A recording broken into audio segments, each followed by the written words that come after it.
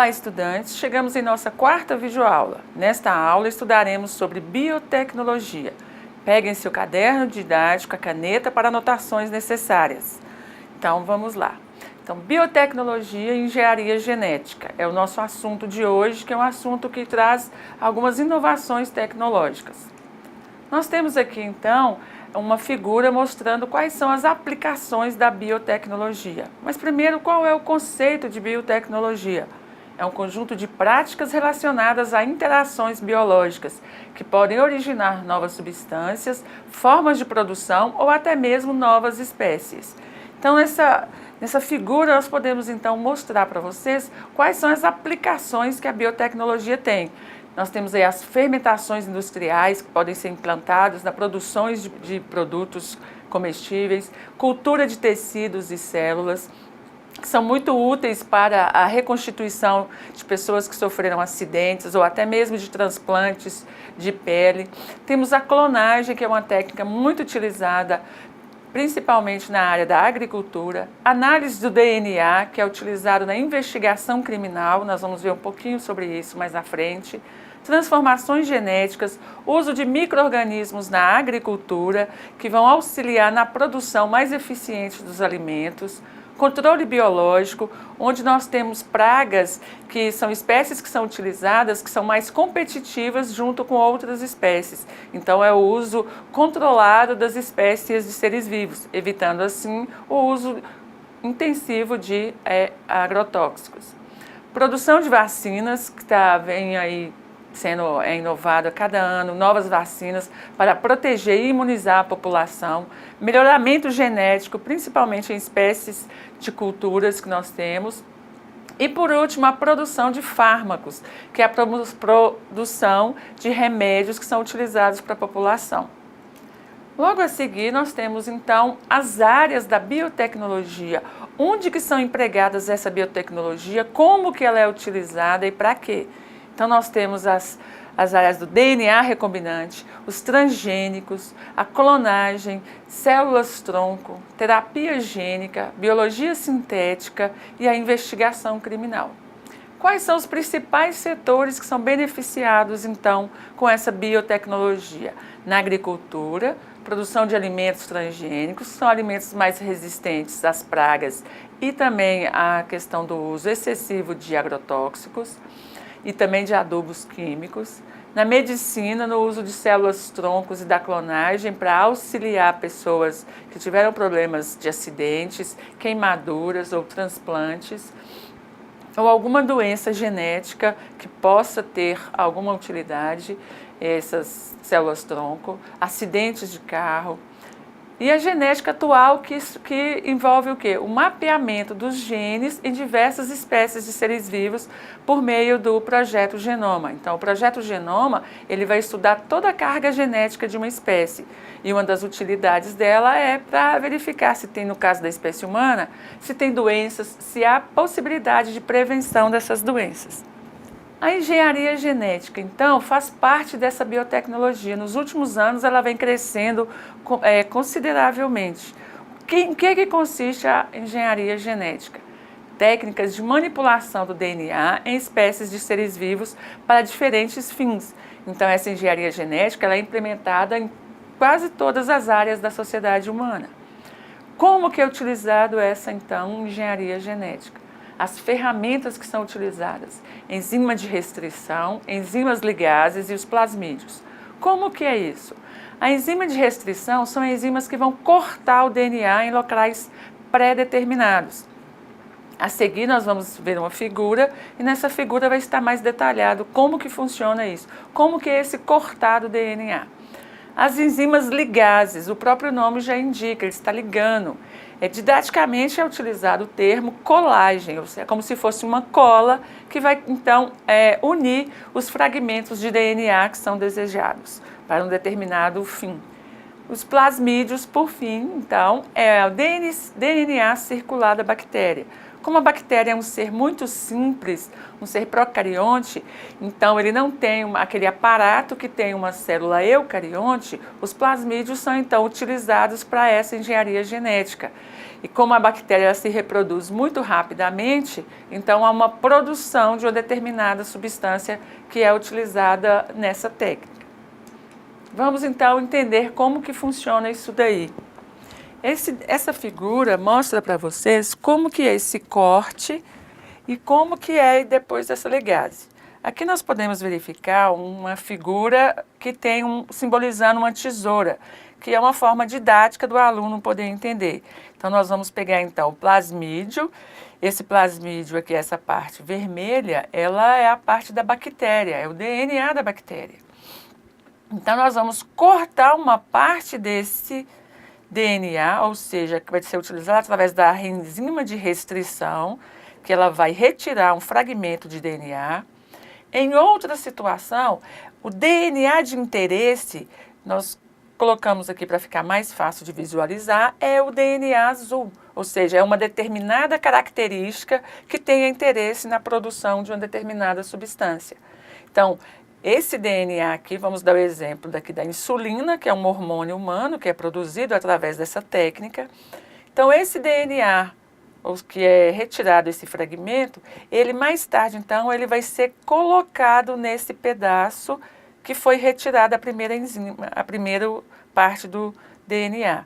Então, agora nós vamos utilizar a enzima chamada ligase.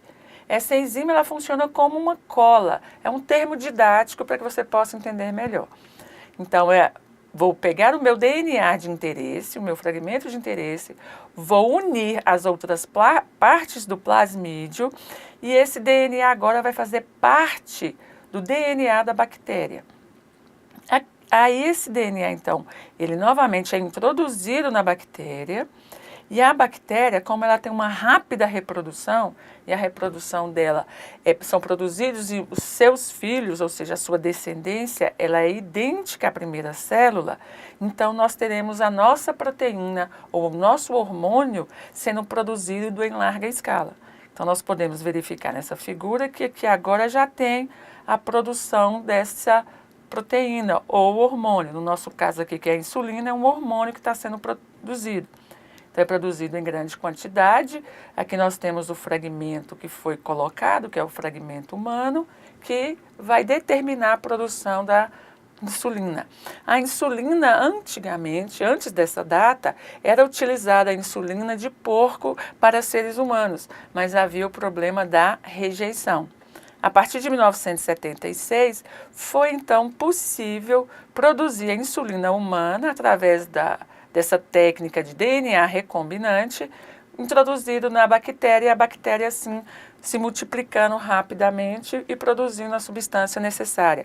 A seguir, então, era retirada essa substância da bactéria e era então distribuída, vendida para as pessoas que têm problemas de diabetes. Então, a insulina é um hormônio que é utilizado em pessoas que precisam dessa substância para que ocorra, então, a retirada do excesso de açúcar do sangue e colocado no fígado. Por isso, a importância da biotecnologia, dos estudos e das pesquisas para que possa beneficiar a população humana. Um outro tipo de utilidade que nós temos é os transgênicos, que são chamados organismos geneticamente modificados, os OGMs. Como que acontece isso? Para quê? Por quê? Quando que começou? Então, os pesquisadores, eles têm feito uma mistura. Vocês estão vendo que está aqui entre aspas, que é uma forma didática de entendimento das características de várias espécies em um único indivíduo. Então, isso é muito utilizado na agricultura. Qual que é a finalidade disso? Para que é feito esse tipo de uso da biotecnologia? Primeiro, para otimizar a produtividade, então vai ter um aumento na produção desses alimentos, vai melhorar a resistência às pragas, ou seja, essa espécie ela se torna resistente às pragas, aumento da adaptabilidade a ambientes extremos, como a seca ou as geadas. Então, esses três objetivos são em função do melhoramento da produção de grãos e de alimentos no mundo. Então, aqui nós temos mostrando o milho, que o milho hoje ele é transgênico, a soja e diferentes outros alimentos. Quando e como que eu sei que um produto é transgênico? A nossa legislação e a legislação mundial, ela obriga todo fabricante a colocar esse símbolo, que é um triângulo amarelo com a letrinha T de transgênicos, indicando que aquele produto ele é um produto transgênico. Então, a população tem o direito ou não de consumi-lo, já que ela foi avisada. Como, então, que funciona esse tipo de técnica, esse tipo de processo? Nós temos novamente as bactérias, reforçando o que já foi dito, as bactérias são utilizadas porque são indivíduos simples, contêm um DNA circular e seu aparato genético, ou seja, toda a sua forma, não contém a mesma quantidade e nem contém as mesmas organelas que uma célula eucarionte. É uma célula muito, muito simples e que se reproduz rapidamente. Então, nós temos a bactéria. É retirado, então, o isolamento do DNA bacteriano, eu retirei o DNA da bactéria, deixei ele isolado. Todas essas técnicas são feitas em laboratório, sob condições específicas, tudo muito sistematizado para evitar qualquer tipo de contaminação. Aqui agora eu tenho, então, o DNA de interesse, ou seja, esse DNA agora ele vai ser clonado, ele vai ser copiado, para que possa ser utilizado de acordo com o fim. Nesta situação específica, ele vai ser utilizado para a produção de plantas, que pode ser uma resistência a um determinado tipo de praga, ou uma adaptabilidade à mudança climática, ou então até mesmo a resistência aos agrotóxicos. Vou pegar então, vou extrair o gene de intermediário, ou seja, o gene do meu interesse, que ele vai ser então colocado junto com o DNA da bactéria. E aí esse DNA, esse fragmento de DNA, ele vai ser inserido agora no meu indivíduo de interesse. Então, eu peguei um DNA de uma determinada espécie, no caso a bactéria, que foi introduzido, então, agora na planta. Então, os transgênicos é quando há essa mistura de material genético de duas ou mais espécies. Depende do interesse que está se propondo. Então, a partir daí, foi introduzido, então, esse DNA, agora transgênico, modificado, e a planta agora ela vai crescer, ela vai se reproduzir transgênica, porque ela tem o DNA de outro ser vivo. E esse DNA tem uma função específica determinada para esse tipo de produção. Pode ser a clonagem de plantas, para que possa crescer mais rapidamente, para que possa ser resistente a um determinado tipo de praga. Então, tudo isso é considerado biotecnologia, porque está sendo manipulado o material genético de duas espécies. Aqui no caso nós temos a bactéria e temos a espécie dessas plantas. A seguir, então, essas plantas se reproduzem naturalmente. Elas já estão com o DNA modificado, já tem esse gene aí, que já posso considerar essa planta como um indivíduo transgênico. A partir daí ele vai se multiplicar e se multiplicando ele já carrega essa característica específica. Os transgênicos, ele tem pontos positivos e negativos, e há uma grande discussão de grupos que defendem e grupos que são contra o transgênico. Aqui tem um quadro mostrando alguns pontos que nós vamos destacar e fazer alguns comentários. Depois desses comentários, eu espero vocês lá no fórum, o Fórum 4, discutindo sobre a biotecnologia. Nós vamos debater lá mais aprofundado sobre esse assunto. Então, pontos positivos. Nós temos aqui a redução dos custos da produção. Uma planta transgênica, um indivíduo transgênico, espécie, ela tem uma redução nos seus custos, porque ela é mais resistente, então ela gasta menos recurso para que ela possa ser produzida em grande escala. Isso é uma vantagem. Menos despesas com agrotóxicos e adubos. Isso não é totalmente comprovado, ainda existe uma dúvida, existem estudos que tentam comprovar se isso realmente é verdadeiro ou não, mas há uma indicação que essas despesas são reduzidas. Outro ponto importante que os transgênicos poderiam ajudar a população humana é na questão de produção de alimentos ricos em proteínas e vitaminas. Há vários estudos de alimentos que vão ser introduzidos, então, neles um outro gene de proteínas e vitaminas, tornando, então, esse produto mais rico para a população, alimentando melhor a população, mas são estudos, são vários estudos que estão sendo realizados. Um outro estudo importante é a produção de alimentos pobres em gorduras trans. Ainda também não tem nada consistente para que isso possa acontecer. Mais adiante, nós temos a produção de alimentos contendo vacinas. Esse é um estudo que vem sendo intensificado ao longo dos anos, porque alguns alimentos que são mais comuns e têm um custo mais reduzido, eles poderiam ser utilizados para que a população pudesse consumi-los e já consumi-los com a vacina. Existe um estudo falando sobre a questão da utilizar a banana, porque a banana é um alimento comum, utilizado pela grande maioria da população, e pensa-se em colocar nesse alimento, então, as vacinas que poderiam ser de uso coletivo. Então, é uma utilidade muito bem-vinda. Resta, então, que esses estudos sejam realmente comprovados. Mais adiante, nós já comentamos, vamos aqui só dar mais uma ênfase, a produção de espécies resistentes à seca e geadas. Então, o objetivo dos transgênicos para a agricultura nada mais é do que produzir alimentos que são resistentes à seca prolongada ou às geadas. Então, esses alimentos têm por objetivo, esse transgênico, deixar que esses alimentos se tornem muito mais resistentes. São estudos também, porque não há uma definição se isso funciona realmente, se isso acontece. São ainda estudos que precisam ser mais comprovados. E por último, seria bom se fosse possível, mas nós vemos aí que isso ainda não é realidade. A erradicação da fome no mundo.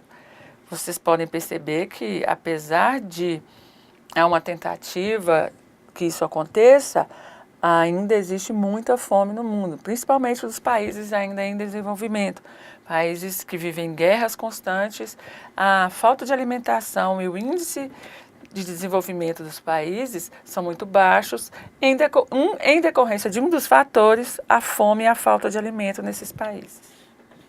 Por outro lado, nós temos aqui agora os pontos positivos, os pontos negativos. Nós falamos dos pontos positivos, que poderiam auxiliar e beneficiar a população humana se de fato todos fossem verdadeiros. Mas o que é com certeza que nós podemos afirmar somente a redução de custos da produção. Os outros são estudos que estão sendo feitos. Pontos negativos. Efeitos colaterais ainda desconhecidos no organismo humano. As duas correntes, a que defende e a que é contra os transgênicos, ainda não se pode confirmar se de fato existe ou não esses efeitos colaterais de acordo com os transgênicos. Se os alimentos transgênicos vão prejudicar a saúde da população humana ou não. O tempo de pesquisa ele ainda é muito curto para confirmar, com verdade, corroborar se vai ocorrer ou não esses efeitos colaterais.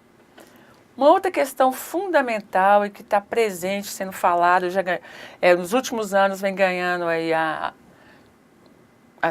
população humana vem tendo um olhar mais criterioso e mais carinhoso sobre o ecossistema. Nós podemos perceber que o prejuízo ao ecossistema é muito grande.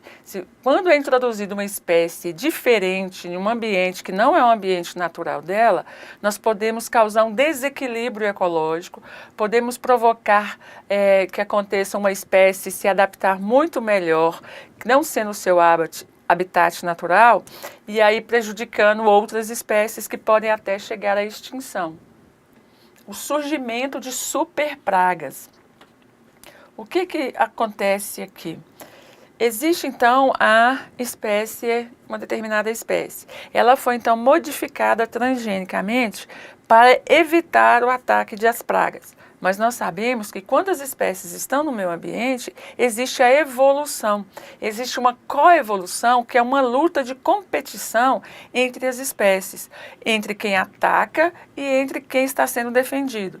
Então, com essa criação dos transgênicos, o surgimento de superpragas, ou seja, de pragas que vão se tornar mais difíceis de serem combatidas, fica maior, porque o transgênico ainda não sabe como que ele se comporta. Então, a praga, ela quer destruir, ou seja, ela quer consumir aquela outra espécie. E aí nós teremos sérios problemas de superpragas. Como combater depois essas pragas? Um outro problema seríssimo que nós temos, nós começamos a falar sobre o ecossistema, é a diminuição da biodiversidade. Se você tem transgênicos, você acaba sempre produzindo uma mesma espécie, o mesmo tipo de indivíduo. E aí o que acontece? Vamos perder a biodiversidade, a variabilidade genética que nós já comentamos em outras videoaulas. Então, o ambiente ele vai se tornar único, ele não vai ser diferente, porque nós não teremos espécies diferentes, vamos ter apenas aquelas espécies que foram mudadas transgenicamente, que podem o quê? Competir e que podem se adaptar mais facilmente àquele ambiente. Monopólio da tecnologia nas mãos de empresas estrangeiras. O que nós temos de tão sério nesse problema? São empresas que dominam o mercado, empresas que têm recursos financeiros para serem investidos, então elas vão ficar somente com elas. São empresas que vão ter todo o know-how para que possam então investir e produzir tecnologia. E aí com isso essas empresas vão então tomar conta do mercado, vão se apropriar do mercado, deixando que outras empresas menores sejam extintas. E aí nós vamos ter então desemprego, vamos ter então problemas sociais em função disso. Cobrança de royalties, ou seja, essas empresas então vão querer cobrar do local onde ela está todos os rendimentos que vão ser daquela tecnologia produzida por ela.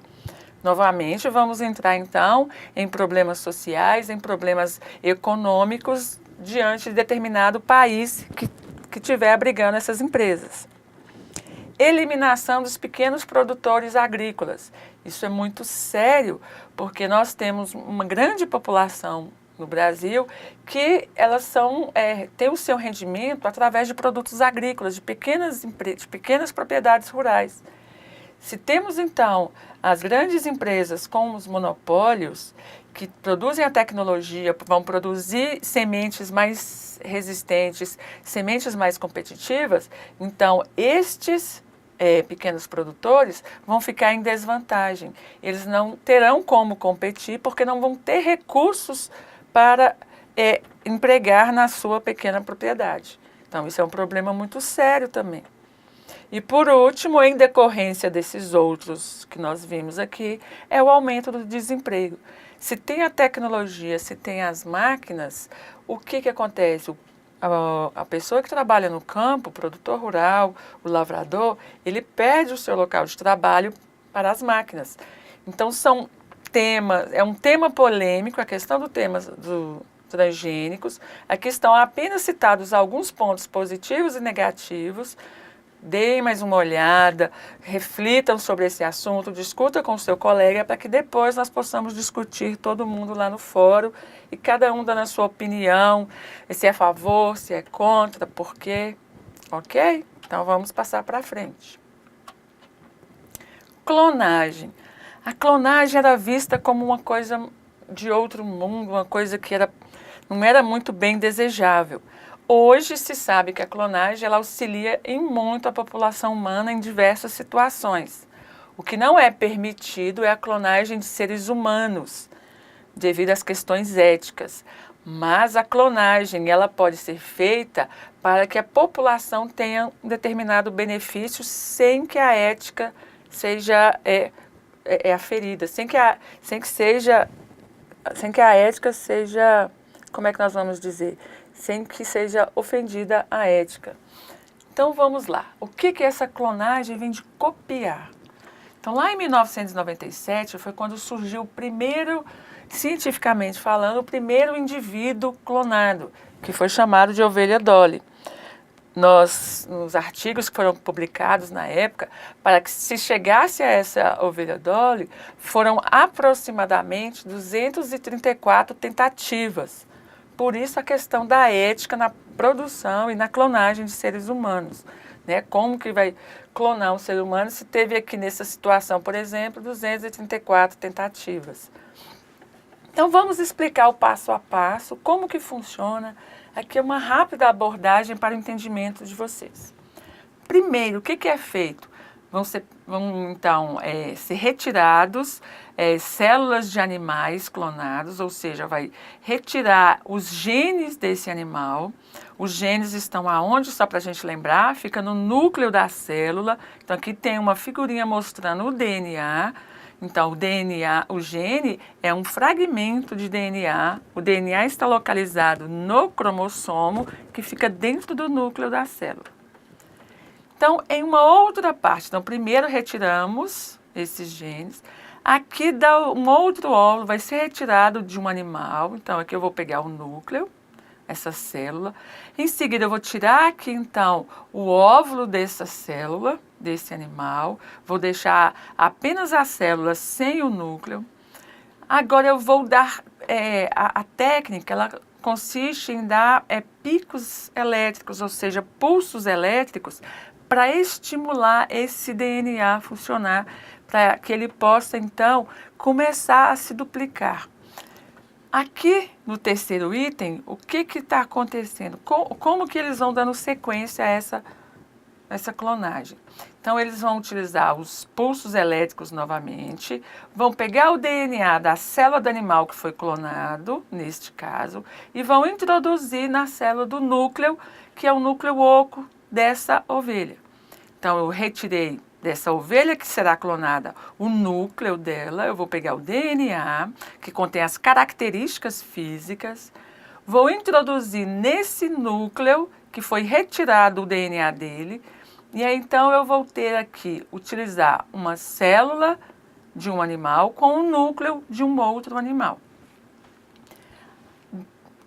Dando sequência, o que vai acontecer? Um segundo pulso elétrico vai ser utilizado para estimular o processo de divisão.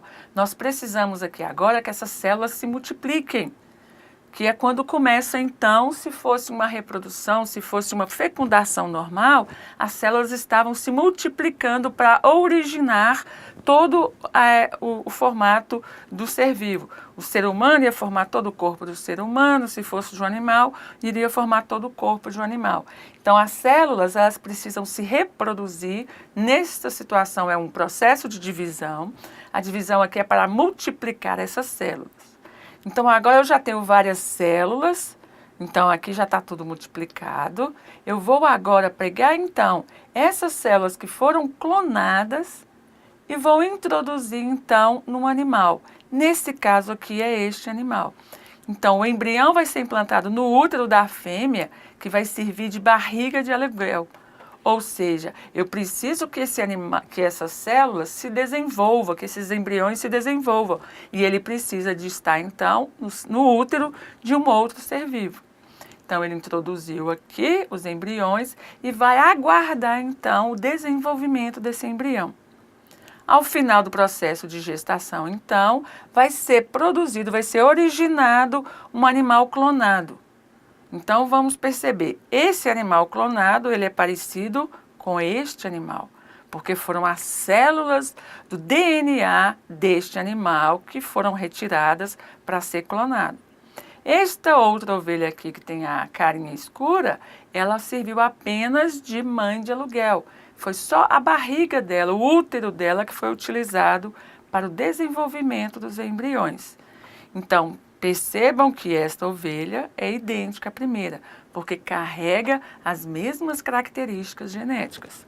Então, é isso que é clonagem. É quando eu vou copiar as características de um outro indivíduo. E vou utilizar uma célula sem o núcleo, porque é no núcleo que estão as características de cada espécie, onde estão as características que vêm dentro DNA para determinar como será o próximo indivíduo. Atualmente, a clonagem só é permitida de células e tecidos. Então, é possível hoje clonar células de tecidos, por exemplo, numa situação de queimadura. Então, a pessoa vai ser produzido o tecido humano para repor em pessoas que sofreram acidentes de queimadura. Um outro item que nós temos agora são as chamadas células-tronco. Essas células-tronco, há uma grande polêmica envolvendo as células-tronco, principalmente de embriões, porque acredita-se que, sendo embriões, já é uma vida, já é um ser humano, então esses embriões humanos não poderiam ter nenhum tipo de controle do seu DNA ou técnica de DNA que possa ser manipulado. Então, o que se estuda e o que se pretende com essas células-tronco? Por que o interesse tão grande? Porque essas células são chamadas células totipotentes. O que significa dizer que essas células têm a capacidade de se transformar em qualquer outra célula de interesse. Dependendo de onde ela estiver, ela pode se transformar em qualquer outra célula do corpo humano ou de outra espécie de animal. Então, por exemplo, de onde que vêm essas células-tronco? Elas podem ser obtidas em embriões ou em tecidos adultos diferenciados, como, por exemplo, na medula óssea ou no sangue que está no cordão umbilical. Então, hoje, já se tem esse cuidado de guardar o cordão umbilical em algumas situações onde já se tem onde já se tem verificado que naquela família há uma determinada tipo de doença, um determinado problema que possa acontecer, então é guardado esse cordão umbilical, ele é congelado, mantendo em nitrogênio, para que possa então preservar suas características. Então, esse cordão umbilical, ele está repleto de células-tronco. São células, então, que têm essa capacidade de se multiplicar e originar outra célula. Então, por que ela é tão importante, as células do cordão umbilical? Porque elas acabaram de ser formadas através da união do óvulo e do espermatozoide. Então, são células recentes que estão ainda por se desenvolver, então elas têm toda essa carga, toda essa possibilidade de se transformar em outras células. Então, vejamos aqui um exemplo, uma figura ilustrativa, onde nós temos aqui as células-tronco, e essas células-tronco, então, por serem totipotentes, elas têm essa capacidade de se multiplicar em qualquer outra célula do corpo humano, por exemplo. Células intestinais, células do fígado, as células do coração. Aqui nós fazemos uma ressalva. As células nervosas do nosso corpo, elas não têm a capacidade de se multiplicar, de se regenerar. Por isso que há um cuidado tão intenso com as nossas células nervosas, porque elas não são reconstituídas. Existem pesquisas que estão muito avançadas que mostram uma grande possibilidade dessas células-tronco elas serem transformadas em células nervosas. Qual que é a importância disso? Pessoas que sofreram acidentes e ficaram paralíticas ou tetraplégicas, ou seja, perderam os movimentos da cintura para baixo ou os movimentos do pescoço para baixo, porque o nervo foi lesionado. Quem manda os comandos para o nosso corpo funcionar são os impulsos nervosos que passam por essas células nervosas. As células nervosas, elas ficam no nosso cérebro e os seus filamentos se estendem por todo o nosso corpo. Então, por isso a importância desse estudo com as células-tronco, principalmente no que se refere à reconstituição das células nervosas. No caso de doenças como doenças de Alzheimer, doenças de Parkinson, onde a perda da funcionalidade dessas células causa prejuízos à população, a quem tem essa doença, então, novamente, as células-tronco poderiam se transformar em células nervosas para evitar ou para atrasar esse processo de doença de Alzheimer e doença de Parkinson, dentre outras tantas que afetam o nosso sistema nervoso. As células do sangue. Lembrando que as células do sangue, as hemácias, elas são anucleadas, elas não possuem núcleo e elas têm o tempo de vida de 120 dias. Por exemplo, a questão das células tronco, pessoas que têm problemas na produção dessas células, que têm problemas na medula. Então, as células tronco, problemas de câncer ou de leucemia, essas células tronco, então, poderiam se reconstituir, eliminando as células que não são saudáveis e produzindo as células saudáveis, que é para que o indivíduo que seja afetado, ele se torne saudável. As células musculares também possam reconstituir os movimentos, os músculos, tornando a vida da pessoa mais tranquila. Então aqui nós temos essa infinidade, variedades de utilidades da célula tronco.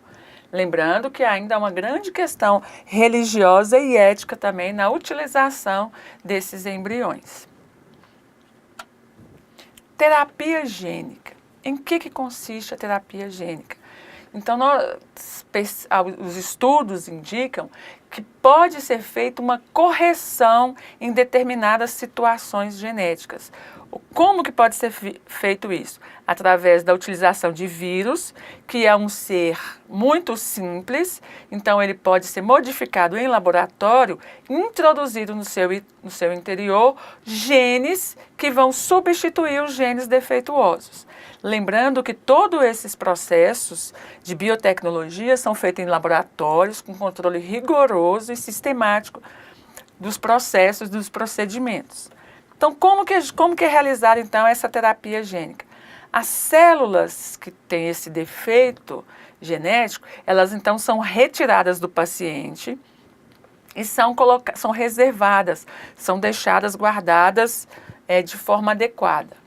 O vírus, ele então é modificado, esse vírus em laboratório, no sentido de nós vamos lá fazer o corte do DNA, usando as enzimas de restrição. Então eu vou tirar o DNA do vírus, vou introduzir o DNA de interesse para que possa corrigir esse defeito. Então eu vou introduzir esse DNA do meu interesse dentro do vírus. Essa introdução tudo é feito em laboratório, lembrando. Então, esse DNA, que é de interesse, que carrega uma característica de interesse para essa correção, ele é introduzido no vírus. Esse vírus agora modificado com o DNA desejado, ele é introduzido naquelas células que foram retiradas do corpo humano, que são as células que contêm o defeito. Colocado então, lembrando que o vírus, ele é um parasita intracelular obrigatório. O que significa dizer isso?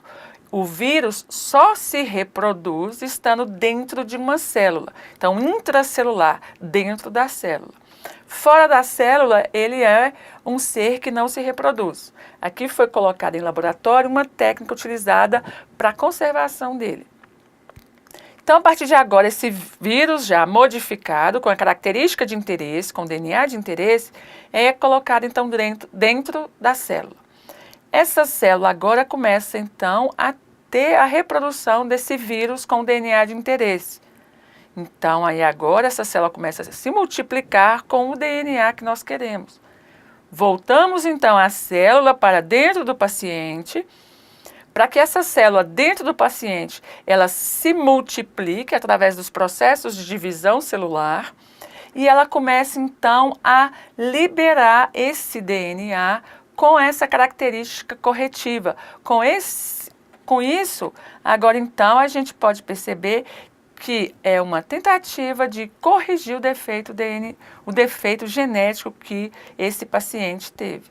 Então pode ser uma proteína, pode ser um hormônio, pode ser uma outra substância que seja de interesse de acordo com o tipo de defeito genético que essa pessoa possa ter. Então, toda essa terapia gênica é porque nós vamos misturar o DNA em um vírus e depois inocular esse vírus dentro da célula humana. Ainda são estudos, são feitos, isso não é feito corriqueiramente, são estudos, são em situações específicas, não é qualquer situação que pode ocorrer essa terapia gênica. Passando para frente, nós temos agora então a biologia sintética. O que significa? Dizer que é um conjunto de áreas que vão se entrelaçar. Então, é uma interdisciplinariedade dentro da própria biologia que vai unir a química, a engenharia genética, a computação, a outra engenharia. E qual é o objetivo disso? É a produção de substâncias que vão auxiliar a sociedade humana. Então, serão produzidos genes de determinado interesse, enzimas de determinado interesse e outros produtos biológicos que vão ser utilizados pelo ser humano. Então, onde especificamente que nós vamos ter essa biologia sintética? Na indústria química, com a produção de substâncias que vão ser utilizadas nas diversas áreas da sociedade, farmacêutica, que são a produção dos medicamentos que vão auxiliar as doenças, na produção de energia e no meio ambiente, para que possamos, então, auxiliar o meio ambiente, evitando a destruição e auxiliando na produção e na sua preservação. Investigação criminal. Como que a biotecnologia auxilia a investigação criminal? Então, com o desenvolvimento dessas técnicas, foi possível, então, fazer análise de material biológico, de material genético em cenas de crime. Então, os anos anteriores, era muito difícil comprovar se determinado suspeito era ou não o verdadeiro criminoso. Hoje não, hoje nós já temos então laboratórios e equipamentos avançados que fazem parte dessa investigação criminal, que é o chamado perícia criminal. Então eles vão analisar, vão coletar e vão fazer diversas análises utilizando então a biotecnologia e essas técnicas para desvendar determinados crimes. Então, pessoal, por hoje nós vamos terminando, porque nosso tema hoje era somente de biotecnologia. É um tema interessante, muito polêmico, mas que ainda requer vários outros estudos. Ali nós tivemos apenas uma parcela, um pequeno conhecimento. Vocês agora devem procurar os livros na internet, artigos, para que vocês possam se aperfeiçoar mais. Obrigado a todos. Revejam a videoaula quantas vezes necessária, anotem as dúvidas e aguardo vocês nos fóruns de dúvidas semanais. Grande abraço para vocês.